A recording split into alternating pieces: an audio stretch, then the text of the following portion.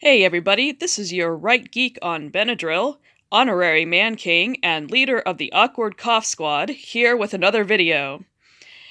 Today I'm going to talk about issue number 172, which has a fairly infamous cover here with Captain America carrying Tony out of a burning flop house in a bridal carry. This issue obviously takes place during the whole alcoholism arc that takes place during the Bronze Age, mid 80s or so. And in this issue, the major conflict is that Tony is about to lose his company, and the problem is that because he is so lost in his alcoholism, they can't actually keep track of him, and so that he can sign the papers that he needs to sign in order to save his company for another week. As we see here at the beginning of the issue, he is drunk and playing in this museum's armor.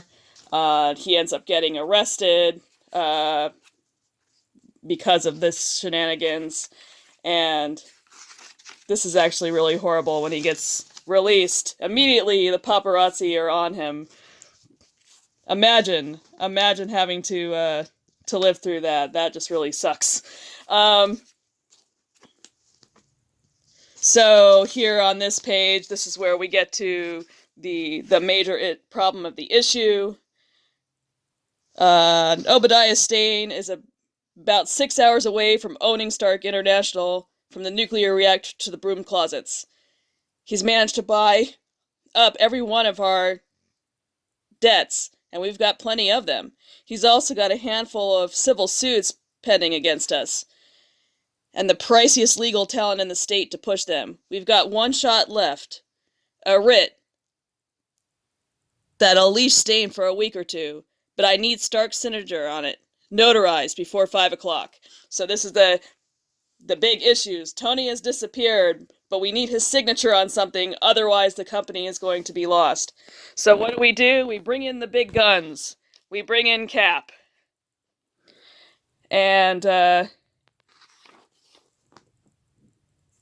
meanwhile, our old Firebrand here has seen Cap and has also seen Tony go into this flop house, and he thinks to himself, ooh, this is an opportunity. I can get them both by setting this hotel on fire. Meanwhile, Cap confronts Tony, and they have this scene between the two of them in which Cap basically loses his temper because he doesn't understand why his friend is on this spiral of self-destruction, and he actually ends up walloping him in the face. But Tony can't be reached because he is so deep in this spiral of self-loathing and pain that not even Cap can bring him out of it, which of course frustrates Cap. He punches the wall here, and then he realizes, oh no, this building is on fire, thanks to Firebrand. We'll page by the G.I. Joe ads here, and he tries to wrestle with Firebrand here, but Firebrand gets away, and then Cap realizes, I need to go in and save all these people, including Tony. Tony's still in there. And when he comes in to rescue Tony, Tony says, go away, Cap, let me alone, I want to be where I am, I belong here on the Bowery. Because once again, he's so deep in this spiral of self-destruction and self-loathing that he's even willing to basically commit suicide in a burning building at this point, which is super depressing, but this is how the story is going. Cap picks him up, carries him out of the building. Meanwhile, Rhodey shows up as Iron Man and helps to stop Firebrand and at least douse some of the flames until the firemen get there. And at the end, once everything has been sorted out with the fire and Firebrand has been apprehended, then they realize, oh, we got to find Tony. Cap, where'd you put Tony? And it turns out that Tony has traded his clothes with another bum so that he can continue to run away and disappear. And unfortunately, that results in Obadiah Stane taking over his company. So that is issue number 172. It's deeply, deeply sad, but it is really good. I especially enjoy in this issue the interplay between Tony and Cap. Obviously, I've always been a big fan of the Tony Cap bromance in the comics. It's very, very good, and it makes perfect sense based on the history that the first thing that Rhodey would think when he's trying to find Tony is, I gotta get Cap on this. Cap has got to go get him, which is great.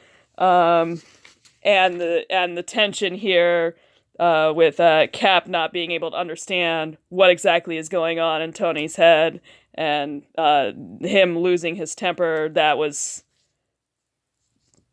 great. Very dramatic. Good soap opera.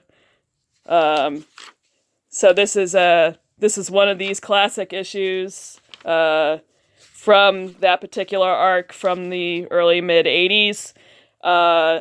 Definitely, if you have a chance to read this is definitely available digitally, so you can find it online if you are quarantined and unable to go to a comic store to search for this in the back issue bin. But I definitely own this because it's one of my favorite issues. Tomorrow I'm planning to do 182, which is my absolute favorite one, and is also kind of depressing. Sorry, but I've been meaning to do that one for a while, so I hope to talk to you then, and I hope you will tune in then. Thank you for listening, and I'll speak to you again tomorrow.